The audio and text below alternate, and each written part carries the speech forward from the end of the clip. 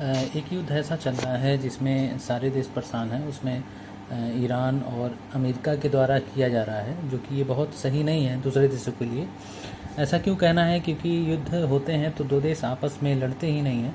दो देशों के रिसोर्सेज का भी बहुत उपयोग होता है, और अक्सर वो देश अगर इंगेज हो जाएं जिसकी भूमि, जिसके जियो पॉलिटिकल बहुत महत्वपूर्ण रखते हैं।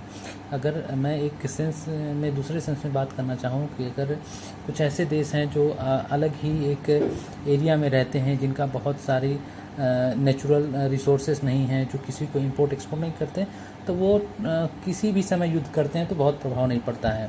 लेकिन अगर ऐसे देश में युद्ध हो जाए जहाँ पे एक्सपोर्टर हो और ऐसी चीज़ें का एक्सपोर्टर हो जो बड़े पैमाने पे सारी चीज़ें काम कर रहा हो, और उसके जो गलियारे हैं, उसके गलियारे से 20% जो ऊर्जा जा रही हो और उसके नियंत्रण में हो, तो ये बहुत ही महत्वपूर्ण विषय है। और मैं इसलिए बताना चाहूँगा क्योंकि जो हाल फिलहाल में भी चीज़ें चल रही हैं, कि उम्मीद है कि हमें एक अच्छा न्यूज़ सुनने को मिलेगा।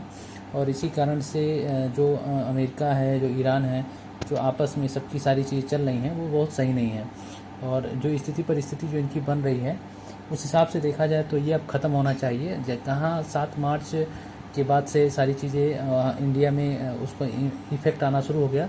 दरअसल ये जो युद्ध शुरू हुआ वो 28 फरवरी को ही शुरू हो गया था, और 28 फरवरी को पहली बमबारी में अमेरिका ने जो ईरान के सर्वोच्च सुप्रीम लीडर थे, जो ख़ामेनी करके थे, वो उनको मार गिराया। और ये बहुत ही आश्चर्यजनक था। इसी के बाद ईरान ने भी अपना बदला लेने के लिए उसने कहा कि मैं इस चीज़ का बदला लूँगा। तो ये सारी चीज़ें बढ़ती गई, और ये युद्ध किसी भी देश के हित के लिए नहीं है, और ईरान ने भी बहुत कुछ झेला है। तो मैं बेहतर यही चाहूँगा कि अब ये युद्ध ख़त्म होना चाहिए, और हम भारतीयों के लिए भी, जिसकी पॉपुलेशन 1,140 करोड़ की जनसंख्या है, तो फिर ये अच्छा नहीं है।